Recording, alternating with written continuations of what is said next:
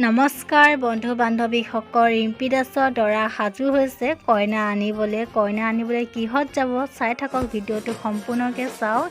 ৰথত গৈছে কইনা আনিবলৈ, সকলোবোৰ দেখা পাব ভিডিঅ'টোৰ যোগেদি। পুৰা সকলোবোৰ নিয়ম নীতি দেখুৱাম। আগলৈ ভিডিঅ'টো চাই থাকিব, স্কিপ নকৰিব। যদি ভিডিঅ'টো চাই ভাল পালে লাইক আৰু কমেণ্ট এটা কৰি দিব।